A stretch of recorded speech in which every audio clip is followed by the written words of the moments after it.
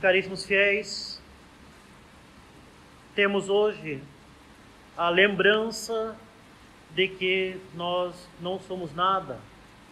Recebemos as cinzas em nossas frontes com esta frase: lembrai-vos, homem, que és pó e ao pó hás de retornar.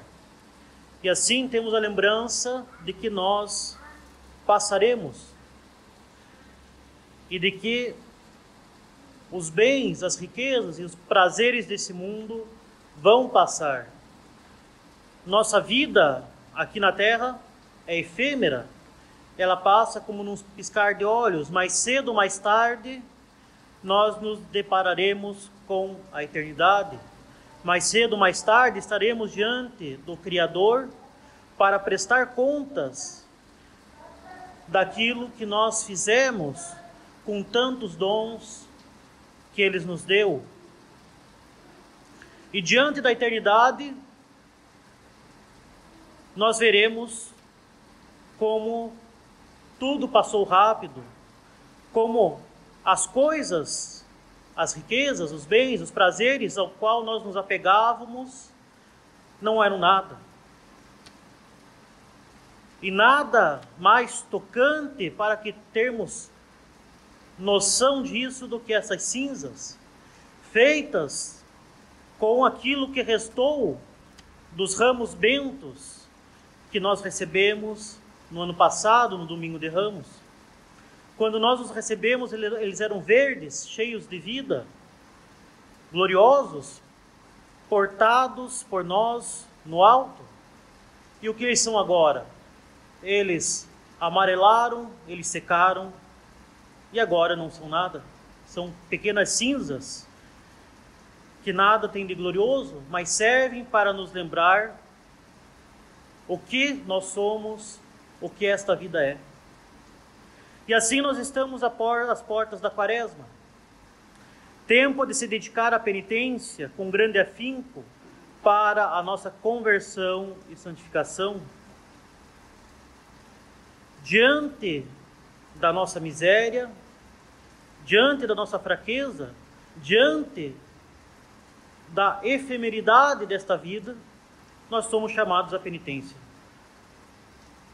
E se nós somos chamados à penitência, é porque nós somos chamados à santidade. Sede santos como vosso Pai Celeste é santo. Nós somente nos salvaremos se estivermos unidos a Deus pela graça. Ou seja, só nos salvaremos se buscarmos a nossa santificação. Ora, só podemos crescer na santidade se combatermos os inimigos da nossa alma, se lutarmos contra as tentações, se fizermos penitência. Somente nos salvaremos se fizermos penitência. Com efeito, a penitência é necessária para a salvação, como ensinou nosso Senhor. Se não fizerdes penitência, perecereis todos. Como bem ensina São Leão Magno, pela penitência nós nos aproximamos de Deus e, resistindo ao demônio, triunfamos da sedução dos vícios. Dois movimentos estes que constituem justamente o nosso processo de santificação, o afastamento do pecado e a aproximação de Deus. Caríssimos, o pecado é a morte da alma, e o homem pecador, sem a graça, está morto. Sem a graça, o homem galopa alegremente para a condenação eterna no fogo do inferno. E é essa a nossa condição frágil e mortal que lembra o sacerdote ao impor as cinzas. Lembrai, ó homem, que és pó e ao pó retornarás. A Igreja, nesse início de Quaresma, coloca diante do homem a sua mortalidade e a sua fragilidade, impelindo-o a buscar a graça para estar preparado para este momento, o momento de comparecer diante do Criador.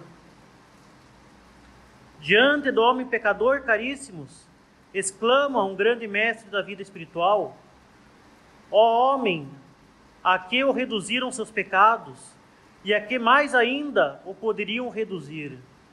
Já despojaram sua alma da verdadeira vida sobrenatural e fica um cadáver inerte e deformado, mal cheiroso e podre. De fato, assim como a alma é a vida do corpo, assim Deus, mediante a graça, é a vida da alma. Com efeito, caríssimos, assim como o corpo morre, se a alma o abandona, assim morre a alma toda vez que pelo pecado mortal, expulso da alma, Deus se afasta. O infeliz e miserável pecador diz estar vivo, mas na verdade está morto. És considerado vivo, mas está morto, diz São João no seu Apocalipse. E essa morte é bem manifesta. A vida se vê no movimento e na ação. Agora, o que pode o pecador fazer de meritório na ordem sobrenatural? Como pode fazer para conseguir a felicidade eterna no céu? Se lhe foi tirado até mesmo o poder de agir e o direito de merecer. Tudo que o pecador faz, ou pudesse ou desejasse fazer, tudo é e seria um movimento inútil, uma ação vã, porque é feito sem Deus. De fato, conforme Santo Agostinho, assim como a alma, enquanto está no corpo, lhe dá vigor, beleza, movimento e as outras ações aos membros, assim, enquanto Deus está na alma, lhe dá sabedoria, piedade, justiça, caridade, que é justamente a raiz do merecimento. Assim dizia também São Paulo apóstolo: ainda que eu distribuísse todos os meus bens aos pobres, e ainda que entregasse meu corpo para ser queimado, se não tiver caridade, de nada valeria. Vejam, caríssimos, como o pecado, um só pecado mortal, leva a uma verdadeira e deplorável morte. Caríssimos, vejamos e tremamos. Por um pecado mortal, a morte. Uma morte tão pior que a morte corporal, pois tira toda a possibilidade da felicidade e da vida por toda a eternidade. Todavia, vejamos bem, caríssimos, como os inimigos da nossa alma, o demônio, o mundo e a carne, que são fontes do pecado, querem levar a uma segunda morte pior, que é perder a vida eterna para a qual nós fomos criados, sepultando-nos em um lugar onde há fogo inextinguível e ranger de dentes, e o seu verme não morre. Ó infelicíssimo, quem quer que seja que permanece no pecado, ele tem em verdade, ele em verdade pode dizer, a região dos mortos é minha morada. A sentença já foi dada contra mim, apenas cometi a culpa. Nada mais é necessário para que seja executada, senão um sinal do juiz. Este é o momento da morte. O infeliz pecador, se nada fizer, tem a morte em sua alma. Quem a poderá ressuscitar? Se nada mudar, está condenado à morte eterna. Quem poderá livrá-lo? Quem poderá salvá-lo? É justamente a conversão e a penitência. Enquanto estamos vivos, ainda há tempo. Enquanto estamos vivos, nós temos as graças necessárias para mudar, nos convertermos e fazermos penitência. Somente a penitência, numa sincera conversão com a graça do Senhor, poderá mudar o nosso destino eterno. E justamente não há motivo de desânimo, não há motivo de desespero. Deus quer a nossa conversão. Deus quer que nós recorramos a Ele, peçamos perdão e mudemos de vida. Enquanto estamos vivos, há tempo. Se o pecado é a morte da alma, e nós temos que ter noção real da gravidade dessa morte, a penitência, caríssimos, é a ressurreição da nossa alma. Por meio de uma sincera penitência, o homem recorre à misericórdia de Deus, expia as ofensas cometidas contra Deus em sua vida passada e retifica as suas ações presentes e futuras para se dirigir justamente à salvação. Pela penitência, ele se reconcilia com Deus, que é a sua vida, e assim a penitência lhe restitui a vida. Caríssimos, que coisa mais incrível que é a ressurreição da alma. A penitência restitui o que há de mais precioso ao homem, que é a vida da alma. Ele dispõe para ter a recompensa da vida eterna. A sentença da morte, por ela, é mudada em direito à vida eterna. De fato, a vida eterna é o fruto suavíssimo da penitência, da sincera conversão que a Igreja nos impele a partir de hoje. E antes de tudo, é Deus que nos chama à conversão, pois justamente Ele quer a nossa salvação. É justamente por isso que Ele derramou no alto da cruz até a última gota do seu sangue. Diz de fato o Senhor: não me comprazo com a morte do pecador, mas antes com a sua conversão, de modo que tenha vida.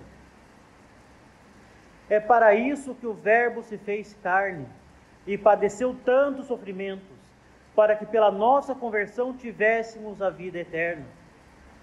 Isto nos é muito bem apresentado na parábola do filho pródigo, como muito vivamente anotou o Santo Ambrósio.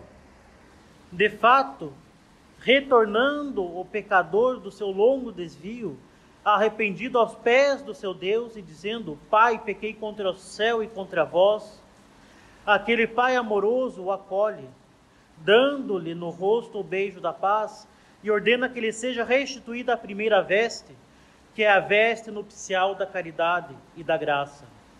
Coloca em sua mão o anel que é o penhor da fé e o sinal do Espírito Santo. Prepara um substancioso banquete celeste.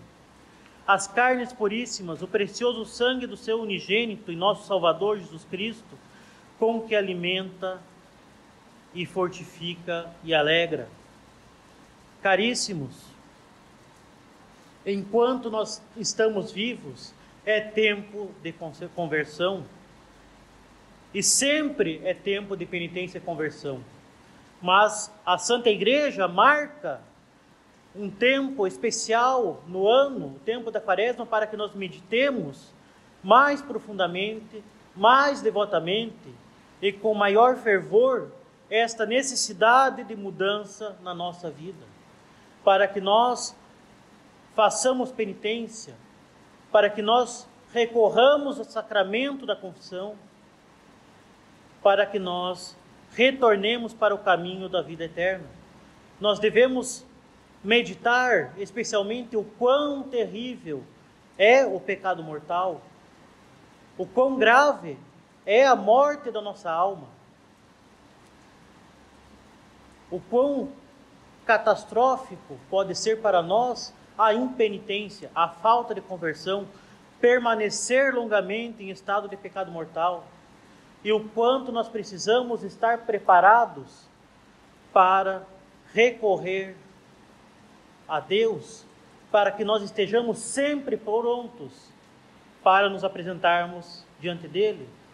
Em termos mais claros, nós devemos estar prontos para morrer agora, pois pensemos bem, qual seria o nosso destino eterno se fôssemos chamados à eternidade, se morrêssemos nesse exato instante. E justamente enquanto nós estamos vivos, é tempo de conversão. Então não tardemos em buscar a misericórdia de Deus por uma sincera conversão, por uma sincera penitência e uma efetiva mudança de vida. Convertamo-nos logo. Convertamos sinceramente nosso coração a Deus, caríssimos. Não sabemos quanto tempo ainda temos para nos convertermos, antes de pela morte termos de prestar contas das graças recebidas diante do justo juiz, que é Deus nosso Senhor. Um só pecado mortal é o suficiente para matar a nossa alma, assim como um só tiro na nossa cabeça é suficiente para matar o nosso corpo. Olhemos nossos erros e desvios passados, Tenhamos para com ele o mais vivo desprazer, a mais forte abominação, o ódio mais resoluto. Mas jamais desanimemos. Enquanto estamos vivos, há solução. E essa solução é a solução mais eficaz que nós podemos recorrer, que é o próprio Deus. Resolvamos com toda a estabilidade e constância emendar seriamente nossas vidas e mudar para melhor os nossos costumes. Emendemo-nos e expiemos nossos pecados por boas práticas de penitência. Aquelas 3 práticas de penitência que a Santa Igreja nos recomenda nessa quaresma: a oração, o jejum e a esmola. Escolhamos para esta quaresma uma penitência de oração, uma penitência de jejum, uma penitência de esmola. A oração é evidente. Este nosso louvor de adoração a Deus. O jejum se refere à mortificação da nossa carne e a esmola às práticas de caridade para com o nosso próximo. E com grande esperança e confiança, confessemos nossos pecados na Santa Confissão, prontos a dar a Deus a devida satisfação. Assim lavadas e de novo alvejadas as nossas vestes no sangue do Cordeiro, que veio para tirar o pecado do mundo, teremos a vida novamente e, como os filhos pródigos, a herança do céu. Justamente preocupemo-nos com aquilo que é eterno, com a glória eterna, e não com as frivolidades desta vida que hão de passar tão rápido quanto nós próprios passaremos, como o pó que é levado pelo vento. Louvado seja o nosso Senhor Jesus Cristo.